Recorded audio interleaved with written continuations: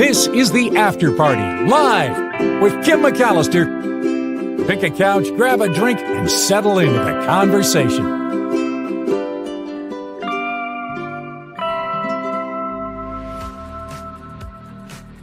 It is the After Party live on Hide in Your Cave Monday, and sometimes with everything that's happened over the weekend, hiding in a cave is just what the doctor ordered. Thank you for being here, and we have a lot of interesting stories today. You saw the koi pond picture. Wait till you see the rest of it. Oh my gosh, crazy what people will actually do. Let's see, Monday, singing a song. Thank you, Doug. And another meetup, maybe another June meetup. Yeah, we know there was one meetup already, and Mark referenced it earlier. I have the picture. I have it saved in my stash of photos. There's the group, the cool kids. Look at them all at the winery. Yeah. So hopefully there will be another get together. I absolutely love that. Love this community and everything it stands for. Thank you for contributing to the After Party Live, whether you do it via PayPal or YouTube with the super chats and super stickers. You should know that it is very appreciated. The PayPal information is underneath the show description and the After Party Live description on YouTube. So it's in two different places. And again, it's a crowdfunded show. So very appreciated there. Here we are. Absolutely. Well, let's get into it. Let's dig into some of these stories that we have today. The first one is about this weird language. It's the Indus Valley. And no one knows what this 5,000-year-old script says. No one. And so now there's a big reward, $1 million reward being offered to crack the script of these early peoples. There's a computer scientist. His name is Rajesh P.N. Rao. He says every week he gets messages from people claiming they've cracked the code of this ancient script, but scholars for generations have been trying to figure it out. There are engineers, there are IT workers, there are retirees, most of them in India, that are convinced that they have deciphered the script of the Indus Valley civilization. It's a blend, their language, of signs and symbols. The new development in this case is that the chief minister of southern India's Tamil Nadu state is now announcing a $1 million prize for anyone who can legitimately crack this code. The Indus, or Harappan civilization, is one of the world's earliest urban societies. 5,300 years ago, in what is now northwest India and Pakistan, is where they hailed from. They were farmers, they were traders, they lived in these walled, baked brick cities. And they lived for centuries, doing quite well, thank you. About 100 years ago, the remains of these cities and this civilization was discovered. 2,000 sites uncovered across the region so far. No one knows exactly what happened to them. But the greatest mystery they left behind is this undeciphered language and writing. So that really kind of keeps their whole society in secret because we can't figure out exactly what they're trying to say. And there have been linguists and scientists working to crack this code for more than 100 years. They think it's like Dravidian and Brahmi scripts, possibly Sumerian. They don't know, but it's got political or religious symbols. They think it's perhaps the most important system of writing that is yet undeciphered. So, what does it say? You can figure it out. They've got $1 million for you. They only have about 4,000 samples of this script, and they're on small objects like seals, pottery, tablets. They're each about maybe 5 signs or symbols. No long text really, walls, tablets, some on upright stone slabs. Usually they'll have an animal motif along with it. but we don't know what that meaning is either. Um, they are trying to use computer science to tackle this. Researchers using machine learning techniques to analyze the script, trying to identify patterns and structures that could lead to its understanding. But so far, they don't know whether the signs are complete words or part of sentences or words or what. Here's another sample. You can see they have some animals there, looks like a human form, and some scripts and things. So who knows? Who knows? Very strange.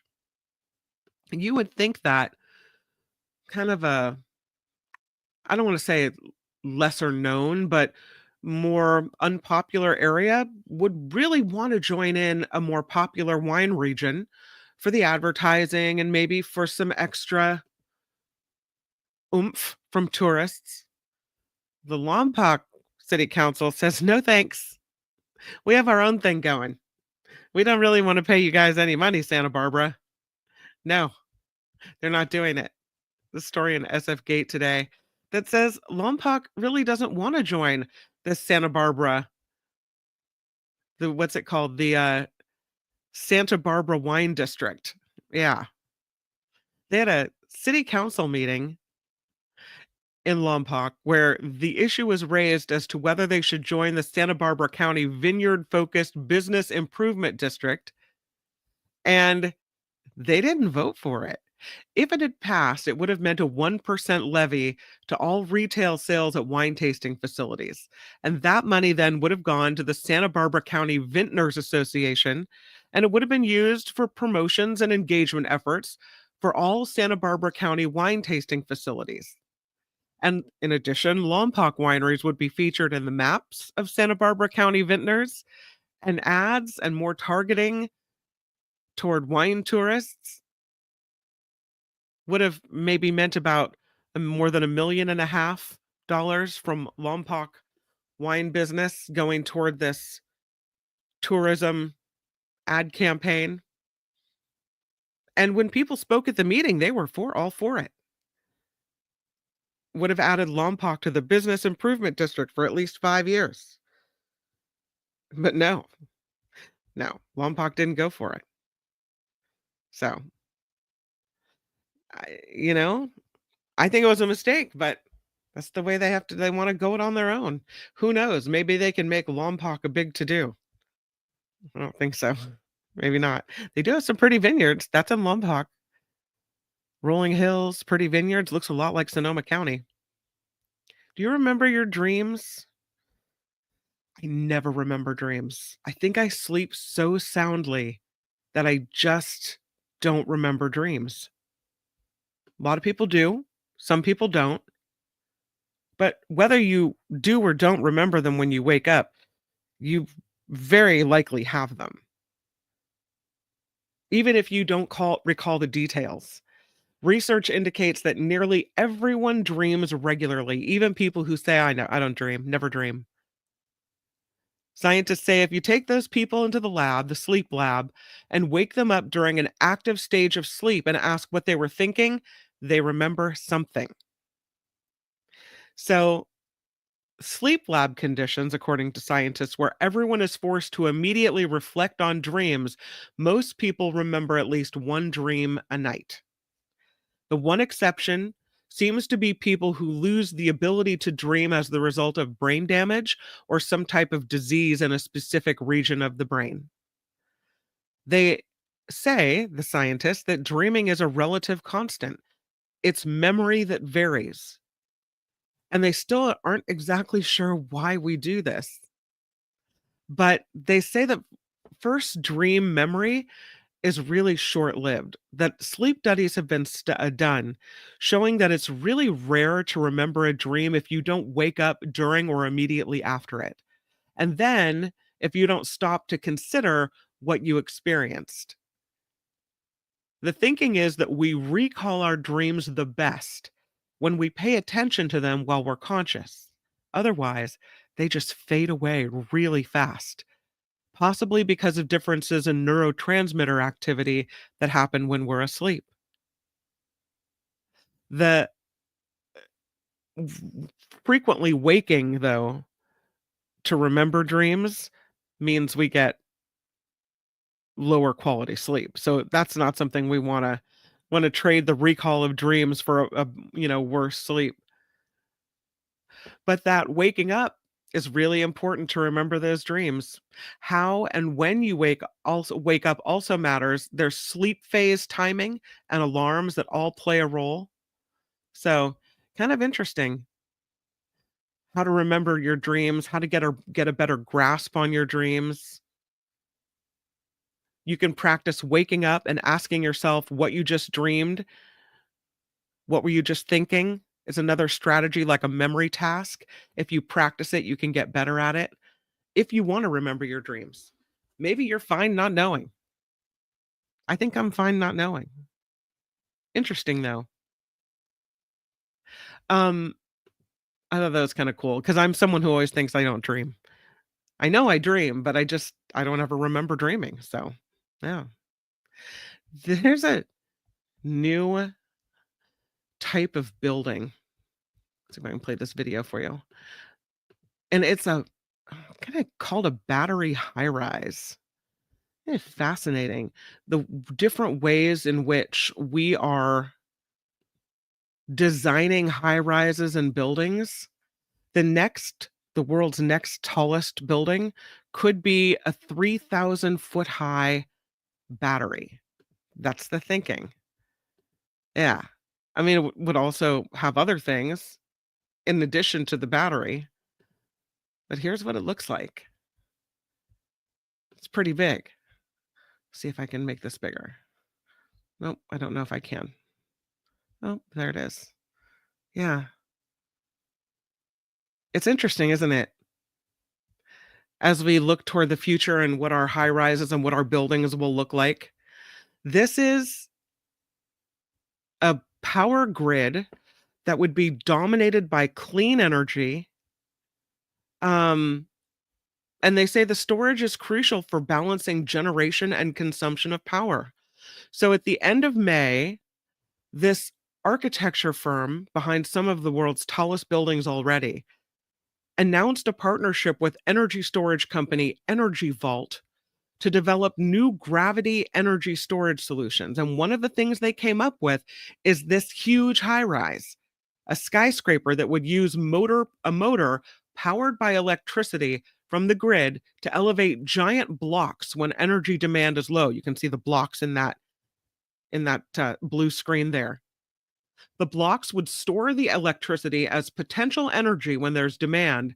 The blocks would be lowered, releasing the energy which would be converted into electricity. So they say it's an opportunity to take this expertise, to use it for energy storage, enabling us to wean ourselves off fossil fuels. And it's a way in which we're really looking to, in some cases, hit net zero by 2050. Grid scale storage or technologies connected to the power grid that can store energy and then deploy that energy when it's actually needed. This kind of technology has to be ramped up according to the International Energy Association. So, this might be these giant high-rise battery towers, the wave of the future. Interesting. There's a Speaking of tall things, not quite this tall. This is the world's tallest pepper plant. Yeah, looks pretty good. Oops, let me take the video off behind. There it is. That's a pretty tall plant. It's, as a matter of fact, a Guinness World Record-setting tall plant. It is the tallest cayenne pepper plant in the world, 16 and a half feet tall, just about. There's an environmental group in Mississippi that was working to break the Guinness World Record with this cayenne pepper plant. The lead grower is a plant geneticist for the Mississippi Foundation for Renewable Energy, and he spent 7 years cross-pollinating specific pepper plants, trying to create this variety of plant that would be ideal for vertical gardening. He said, His name is Henry Pope. And he said the opportunity for creating a world record of any kind was never the goal. The goal was the same it always has been for us, to produce a natural variety of edible plant beneficial to those who wish to become less reliant on the grocery store. So the last record was set in 1999 here in California when a woman grew a pepper plant that was about 16 feet tall. They measured the new plant, and it is this cayenne pepper plant 16 feet 5.5 inches tall. So breaks the record. Now the Guinness folks have to review evidence from the measuring before the record becomes official. But there it is. That's a really tall pepper plant. Always like to celebrate those records. I think they allow you to stay anonymous, it looks like, with the when you win the lottery in Arkansas. This is the lotto of the day. And the wife in this case had a really good feeling that it was time to win the lottery. And so the husband went out and bought the ticket, scratch off ticket, happened in Arkansas. The man says he bought a $10 multiplier bonus scratch off ticket from the PJ Express because his wife had a good feeling about their lottery chances. He scratched it off. His name is Leon. Leon scratched off the ticket. Boom. $200,000. He told his wife, "I was stunned. I really didn't say anything. I just looked at it," said his wife. The couple says they plan to use their winnings to save for their daughter's college fund. So that's nice. Look at that. I love how they put the emojis on them. 200 grand. Yeah, that was a pretty good feeling. I'll take that feeling anytime. From the lottery to dental health. Unfortunately, it appears that we're not doing a good enough job when it comes to dental care at home for our kids. More than 1 in 3 parents reported their child is dealing with dental problems because of a lack of routine oral hygiene, like brushing teeth twice a day. I have a hell of a time getting my kids to brush twice a day. I can get them to do it before bed, but everyone's running around so much that before school, sometimes they forget. We need to have toothbrushes in the car, maybe. A lot of kids don't floss either. This, according to the University of Michigan Health CS Mott Children's Hospital. They did a national poll on children's health. So, because of a lack of hygiene at home, children are experiencing more tooth decay, cavities, stained teeth, gum concerns, even pain. And it's more common among those who neglect dental hygiene. One of the research scientists says oral health is part of my broader research portfolio, so it was a chance to see how well US families are doing. This is the co director of the poll. For children, good, consistent oral hygiene practices, in addition to regular dentist visits, are really key to keeping teeth and gums healthy. I always tell my kids, do you like your teeth? Do you want to keep them? Then go take care of them. Of those surveyed, 64% noted that on all or most days, their child brushes teeth twice per day. 60% said the routine lasts at least 2 minutes. But only 1/3 of parents related that their child regularly brushes the tongue, and less than 1/4 floss routinely. So, after consuming sweet beverages or foods, rinsing with water can help prevent sugar from sticking to the teeth, but only 15% of those surveyed says their child does that regularly. More than a third of parents polled also noticed their child had bad breath, more common among those who only followed one or fewer oral hygiene practices. So, you gotta, God, I know I'm such a nag, but you gotta bust them on that. Keep reminding. Crazy. How many times I say, "Did you brush your teeth? Did you brush your teeth?" Like, I'm tired of listening to myself say it. Man. Can we talk about marijuana for a hot bit second? Did you know that you can become addicted to marijuana according to this new study? That people using weed for medicinal purposes are as likely, or even more so, to become addicted to cannabis. They're as likely as recreational tokers, according to this new study published in JAMA Psychiatry on Wednesday. That people using medical marijuana were more likely to have cannabis use disorder than those who get high recreationally. The medical marijuana patients also had more days of weed use than recreational users, which suggests that medically recommended cannabis is not associated with a reduced addiction risk compared to non medical use. The clinicians, they said, should consider addiction risk before recommending medical cannabis. And if they do, they need to monitor for cannabis use disorder emergence. About 3 in 10 people who use weed develop cannabis use disorder in which they can't stop smoking it because they're addicted, even though it's causing health and social problems in their lives. That, according to the CDC. They analyzed data from a federal survey on drug use and health that was done in 2021 and 2022. 73,000 adults who reported recent cannabis use were considered. 84% said they got high solely for recreational purposes. 9% reported medical only use, and nearly 6% said both medical and recreational. Overall, about 35% of the entire group had cannabis use disorder based on the symptoms that they reported in the survey. Those who use medical marijuana were more likely to have a problematic use. 14% about of medical users and 13% of medical recreational users among men had 18 to 34 had severe cannabis use disorder compared with just 8% of recreational users. That's a pretty big difference. About 7% of medical users and 12% of medical recreational among women 18 to 34 had severe cannabis use disorder, compared with 6% of recreational users. Because medical marijuana patients tended to use weed more days on average during that year. So, medical and medical recreational users both smoked an average of 40 to 70% more days each year than recreational users. The researchers conclude that higher cannabis use disorder prevalence among adults with medical only use might reflect more cannabis use. And so they say something needs to be done about that. Yeah,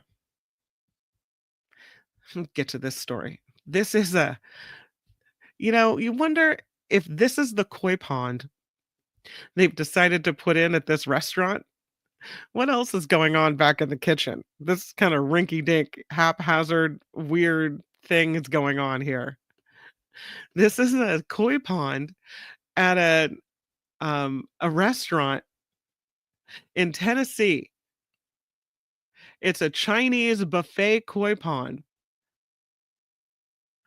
and it does not look safe at all. The koi enclosure was built directly onto the floor of this restaurant dining room. And it looks like they had a crack in the floor, maybe some flooding, and just decided to make a pond out of it. It's at the China Buffet in Kimball, Tennessee, and it's got a little white tile wall and the same tile flooring as the outside of the tank. You can see that they didn't really change that. And it's got a little waterfall, and it's got a few plants sitting up above. It's a submerged flood drain that's in the middle there, surrounded by cracked tile, which looks like maybe the floor broke and there was some flooding, and this we've decided to make a koi pond. I I I don't I mean, wow. Instead of fix it, let's slap up a wall and welcome the water. They also, sadly, have this going on. You can see dangling just maybe a foot or so or inches above the water is this plug outlet strip plugged into the wall. I mean, this is absolute this cannot possibly be to code. No. Yeah, live power strip dangling mere inches above the water. I don't I can't. I mean, wow. I'm surprised that it hasn't been shut down by now. Someone called it negative feng shui. It's crazy.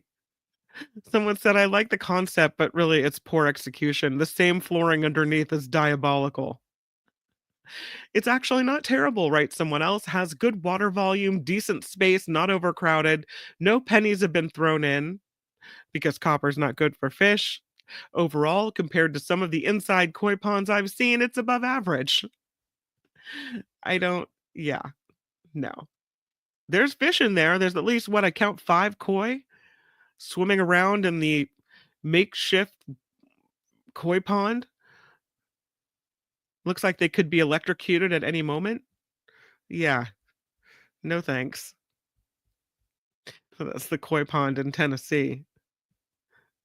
Um, looks like there's an issue with our magnetism on Earth.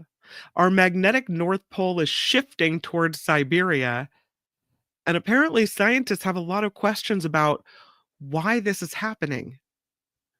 It has significant implications for our navigation systems.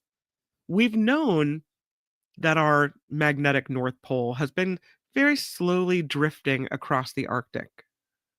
But scientists say recently there have been some interesting shifts.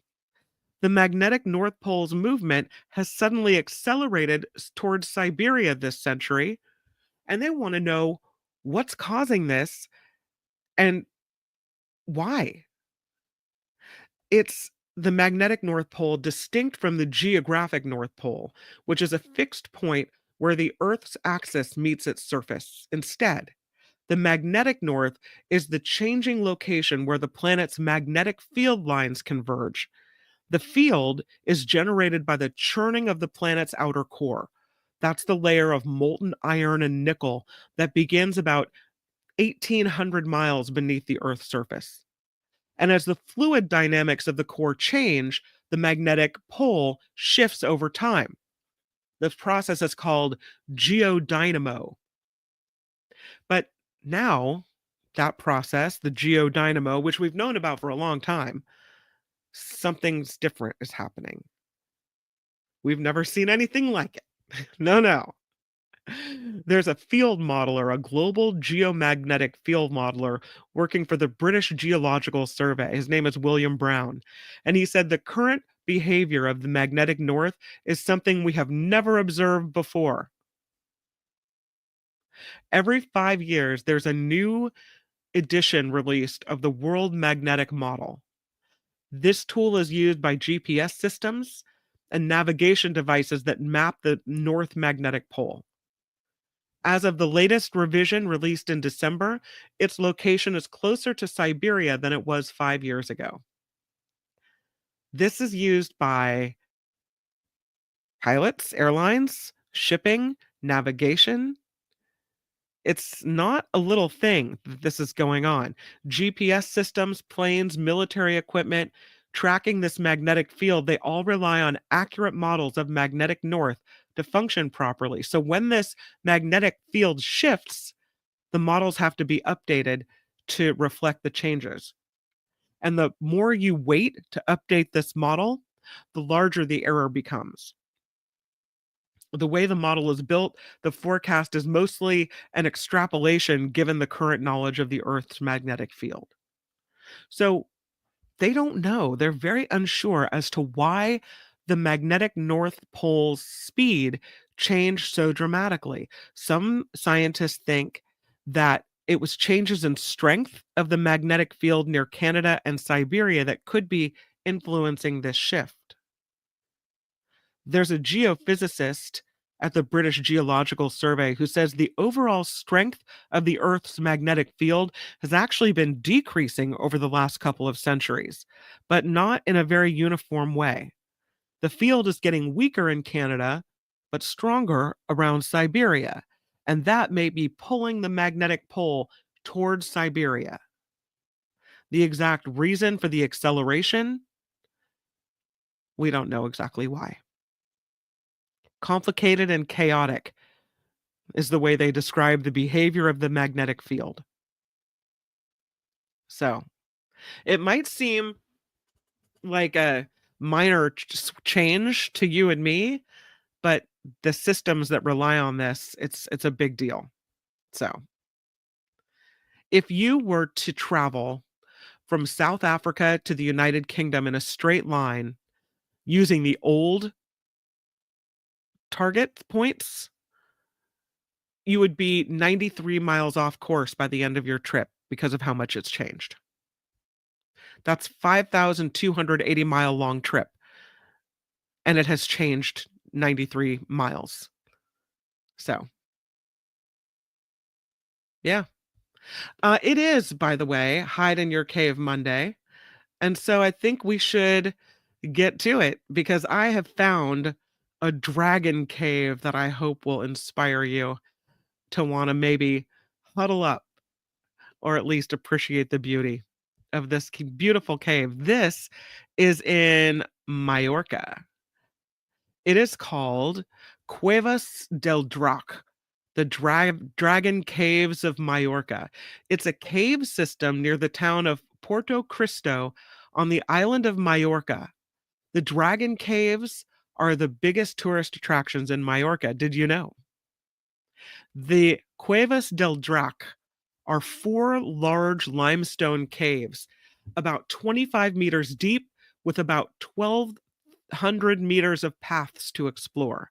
There are four caves: the Black Cave, the White Cave, the Cave of Louis Salvador, and the Cave of the French. And apparently, they are filled with magnificent displays of stalactites and stalagmites, which you can see here in the photo.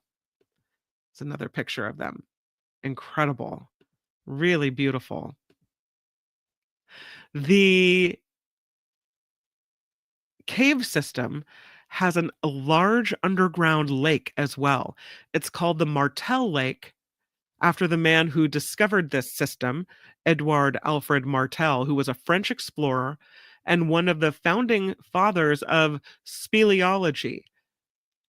The caves were formed, they say, about 5 to 11 million years ago, and they were known about in the Middle Ages. Lake Martel is the largest underground lake in Europe. Here's a picture of it. Yeah, it's a very pretty place. I can see why it's popular with tourists. A German explorer mapped the black and white cave in 1880. Martel found the lake and Louis Salvador cave and the French cave as well. Between 1922 and 35, the caves were opened and the stairs, paths, and lighting installed. They've been increasing in popularity ever since. If you take a tour of these caves, you'll find wonderful formations and colors in the rock. Takes about an hour, and the tour ends with a boat trip on Lake Martel and a floodlit violin concert, said to be absolutely magnificent. So the caves are open pretty much all year except for Christmas and New Year's. They've got 4 time slots for tours, and it'll cost you about 17 euros for a grown up and 10 euros for a kid. Free parking, picnic area, cafe, a souvenir shop, of course. The Porto Cristo is said to be a lovely fishing village. It's got a sandy beach and old stone houses and modern villas and lots of places to have a nice lunch. So, this is kind of cool. Cuevas del Drac, the Dragon Caves of Mallorca.